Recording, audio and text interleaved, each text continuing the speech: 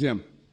सबसे पहले तो मैं एक डॉक्टर होने के नाते आगरा में आपका हार्दिक स्वागत करती हूँ कि इतना ज्ञान है आपको कि आपने सभी धर्मों की किताबों का अध्ययन किया। मेरा नाम डॉक्टर R.K. वर्मा है। यहाँ पे मैं वर्मा नर्सिंग होम के नाम से अपना नर्सिंग होम चलाती हूँ। और ये हॉल जो है मेरे पतिदेव की देन है। जब वो मेयर थे आगरा के तो उस समय उन्होंने बनवाया था, आज जो जिसमें इतने लोग यहाँ सब बैठे हुए हैं। मेरा एक छोटा सा सवाल है और बहुत दिनों से घुमड़ता है अंदर कि आप सब लोग हर साल अपना एनुअल फंक्शन जो है मक्का मदीना मनाने जाते हैं, तो वहाँ हिंदू को, ईसाई को और धर्मों के लोगों को क्यों नहीं जाने की इजाज़त है?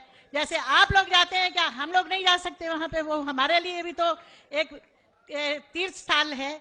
जब आप हिंदू मुसलमान में कोई फर्क नहीं समझते तो फिर वहाँ जाना हमारे लिए प्रोहिबिटेड नहीं होना चाहिए।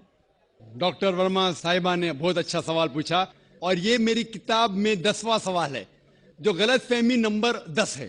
मेरी किताब आप पढ़ेंगे, गलतफहमी नंबर 10। और डॉक्टर साहिबा ने बहुत सही फरमाया कि अगर हम आलमी भाईचारे में मानते हैं तो सिर्फ मुसलमान को क्यों इजाजत है मक्का और मदीना में जाने की, गैर मुस्लिम हिंदू और सिख और ईसाई को क्यों इजाजत नहीं है? बहुत अहम सवाल। इसका जवाब है कि हर देश के अपने अपने रूल्स और रेगुलेशन होते हैं। मिसाल के तौर पे मैं हिंदुस्तानी हूं, लेकिन मुझे कुछ हिंदुस्तान के इलाके में जाने की इजाजत नहीं है जिसे कहते हैं कैंटोनमेंट एरिया। सिर्फ मिलिट्री के लोग, सिर्फ वो लोग जो देश की हिफाजत में लगे हुए हैं, वो लोग वो कैंटोनमेंट एरिया में जा सकते। मैं इन्हें झगड़ सकता हूं, मैं इस देश का नागरिक हूं, मुझे क्यों नहीं जाने देते? नहीं, ये गवर्नमेंट का रूल है। ये कैंटोनमेंट एरिया है, मतलब खाली वो लोग, वो शख्स जो मिलिट्री के लोग हैं, जो देश की हिफाजत में लगे हुए, सिर्फ उनको इजाजत है। ये रूल है। इसी तरीके से मक्का और मदीना मेरे हिसाब से इस्लाम का कैंटोनमेंट एरिया है। वो लोग, सिर्फ वो इंसान जो इस्लाम के लिए जान देने को तैयार है, वो लोग को अलाउड है, बाकी लोग को नहीं। हम मानते हैं कि सब इंसान हमारे भाई है, भाईचारा के अंदर वो इंसानी भाई है, उसका हम एतराज नहीं करते, लेकिन सिर्फ वो भाई लोग अलाउड है जो इस्लाम के लिए जान देने को तैयार है।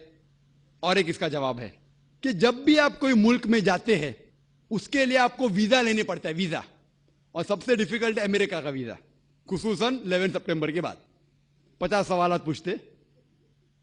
जब मैं सिंगापुर में पहली बार गया था, वहां इमिग्रेशन फॉर्म पे लिखा था कि डेथ टू ड्रग ट्रैफिकर्स, जो भी ड्रग से पकड़ा गया उसे सजाए मौत। अगर मुझे सिंगापुर में जाना है तो मुझे यह तस्लीम करना पड़ेगा कि अगर मेरे पास ड्रग्स है तो मुझे सजाए मौत होगी। मैंने कहा सजाए मौत, इतना खतरनाक सजा, नहीं मानते तो सिंगापुर में आना ममनू। तो आप अगर सिंगापुर का वीजा लेते, आपको तस्लीम करने पड़ेगा कि ड्रग वाले को सजाए मौत। इसी तरीके से मक्का और मदीना जाने का वीजा है। आप सिर्फ अपने जबान से कहो ला इलाहा इल्लल्लाह मोहम्मद रसूलुल्लाह।